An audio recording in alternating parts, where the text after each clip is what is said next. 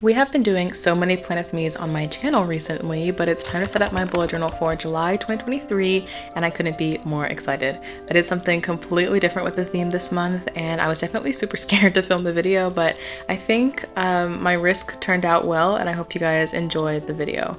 Before we get too far into it though, I did get a new microphone to use for voiceovers and things, and I don't know if you guys can even hear a difference in the quality. I'm still kind of playing around with it. There are little tweaks that I have to figure out every time I pull it out of the box and use it, but I'm trying to get better at it, and hopefully there is a bit of an audio upgrade. So my theme this month for July is soda bottles, as you can see, and my mom literally gave me this theme the night before I filmed everything.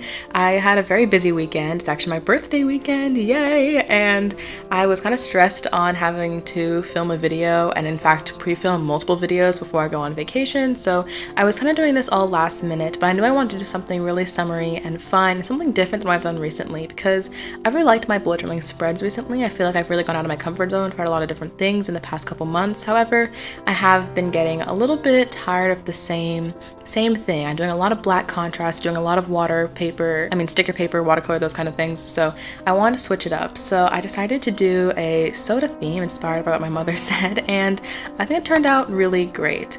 As you'll see, I'm not doing a lot of black fine liner or painting on sticker paper like I usually do.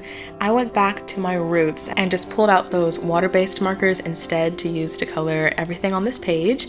And I wanted to play a lot with transparency, number one, and also just different, values? No, not hues, definitely values of hues. So like I'm using basically every color in the rainbow, and I'm going to be using different shades of those colors to mix with transparency and stuff like that. And I wanted to play around with that simply because I wanted the soda bottles to be transparent and see-through, but the soda in the soda bottles to be still obvious, to have shading to them, and then the fruit in the soda bottles also be obvious, and then bubbles coming out of the lid of the can. Like, I wanted to just kind of play around and see if I could make it look relatively realistic but still be super colorful and not too many like black outlines everywhere. So if you know anything about me on my channel, you know that this is something I haven't done in a long time. I have really tried to stay away from the super boring like water-based markers, but going back to my roots this month really made me feel better, and I'm really excited to make like weekly spreads and other spreads in the setup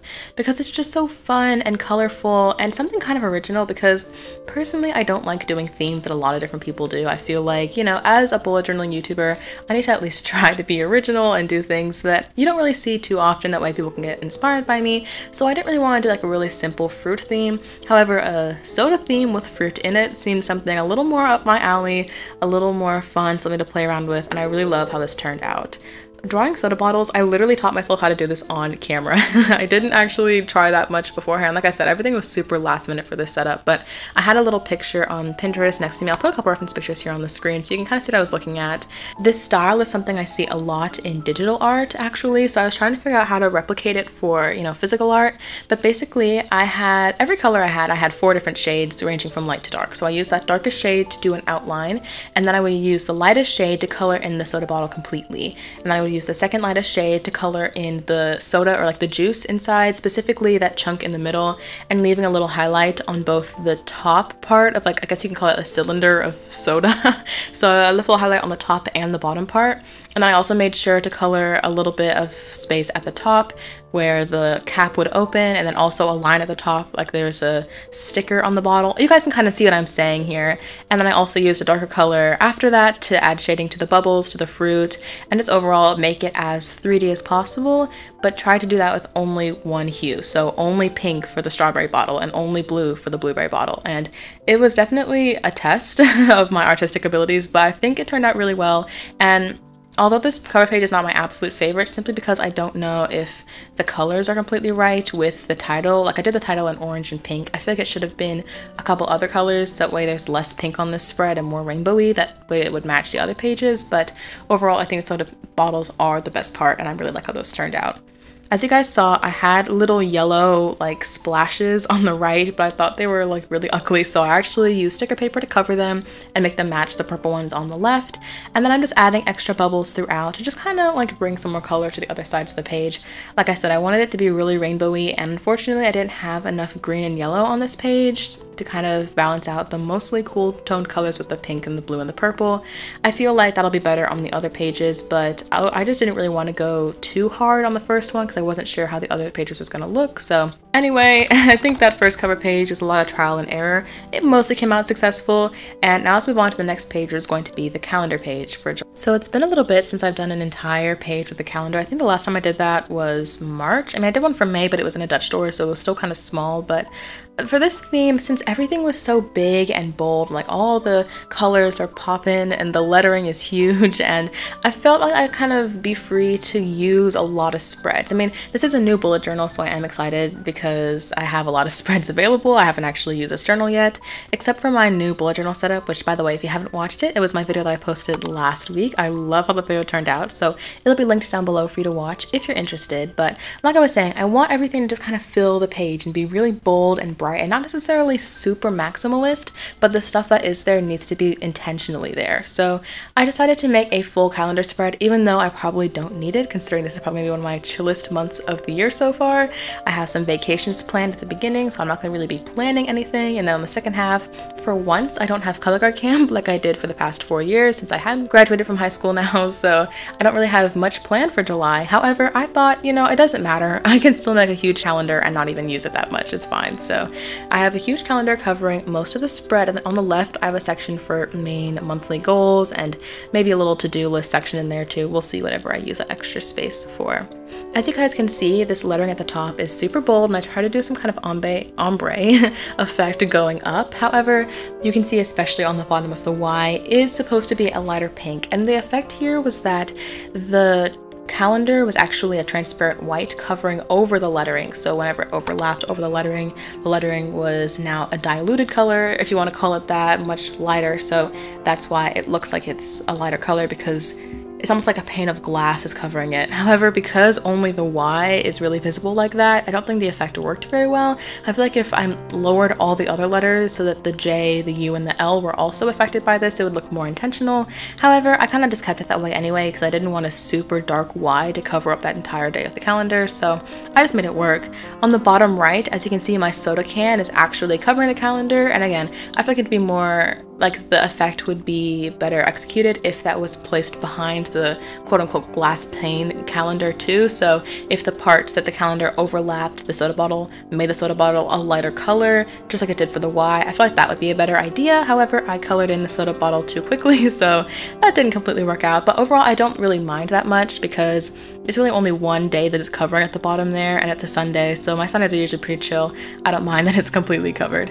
Speaking of, by the way, I actually don't have my weeks, like days of the week labeled on this calendar, like, you know, Monday, Tuesday, Wednesday at the top. I feel like sometimes I just get super lazy and I don't even make room to make tiles for the calendars, but in case you are confused, I always start my calendars on a Monday. I've been doing that for the past 2 or 3 years. It just makes sense in my head. I'm sorry.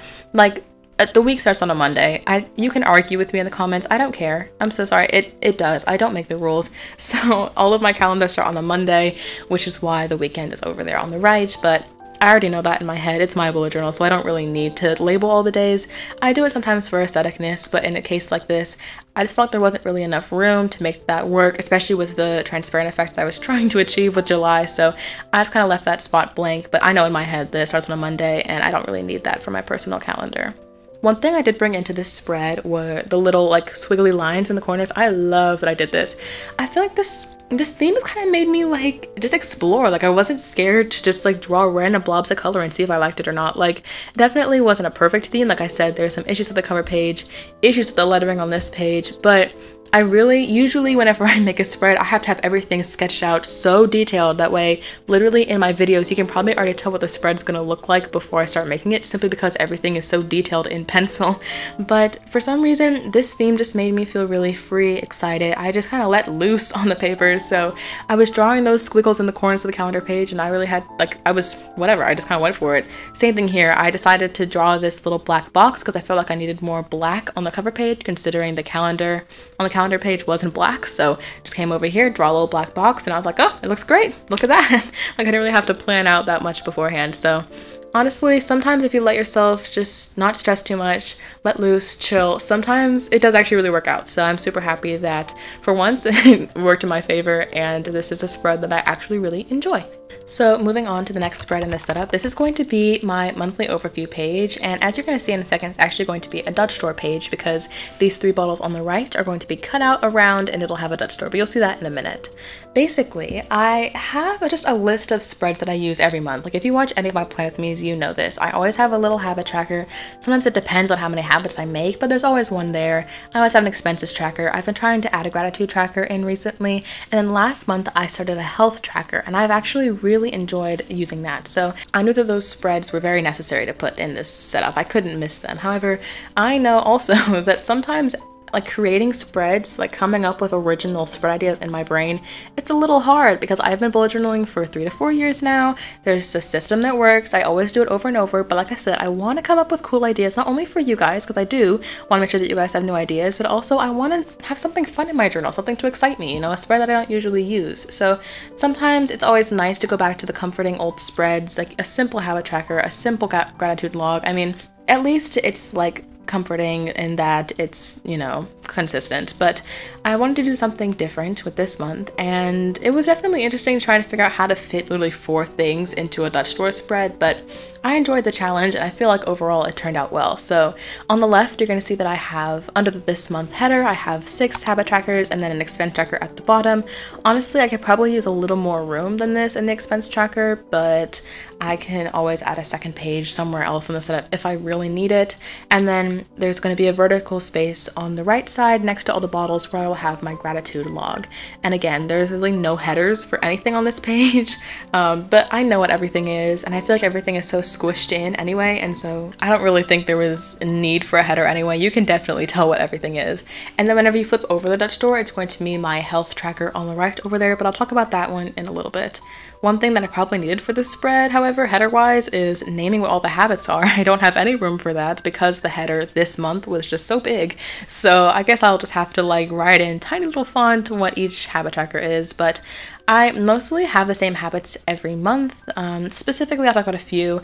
I always want to make sure I'm drinking water every day intentionally. I should put a measure on this, like drink X amount of cups or X amount of water bottles every day, just to make sure that I'm measuring my goals. Unfortunately, I am not that dedicated yet, and I do understand the importance of SMART goals. I talk about that all the time on my channel when I'm doing goal setting videos. However, it's just not one thing I've been really thinking about recently. I've been prioritizing other things, but I do want to make sure that I'm at least intentionally drinking some water every day. And then another thing I like to do is making sure I'm tracking a morning and night routine. So I want to make sure that I'm prioritizing time for myself.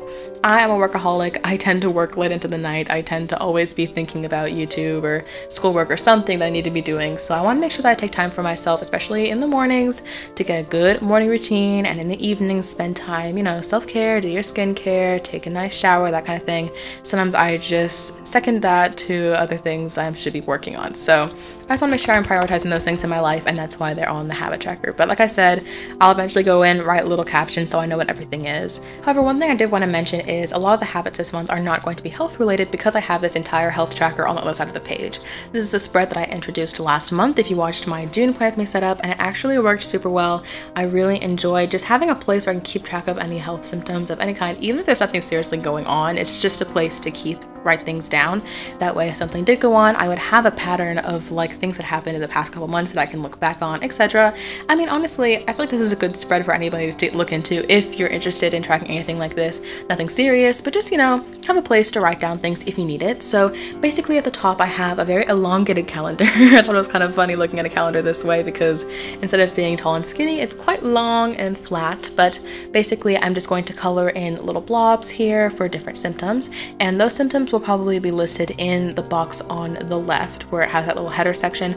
That's where I will put any notes that I want to keep track of / the key. So last month I had 4 symptoms I was tracking. This month I may track a couple more, but there's plenty of space in that box to list anything I need. And then under the health tracker, that's basically where I'm going to have a list for every day. Similar to the gratitude log, I just have a little space for me to write down something, and that can be specifying on, you know, elaborating on that symptom that I tracked or something new that I see, anything I want to just keep in the journal, quote unquote, for the upcoming months. I'll just put in that section right there. after using my health tracker for a month in June, I will say that I didn't necessarily write down something every day. I tried to write down something if, something notable came up, etc. But sometimes, you just have a great day, a chill day, nothing's really noticeable. You don't really have to write anything down.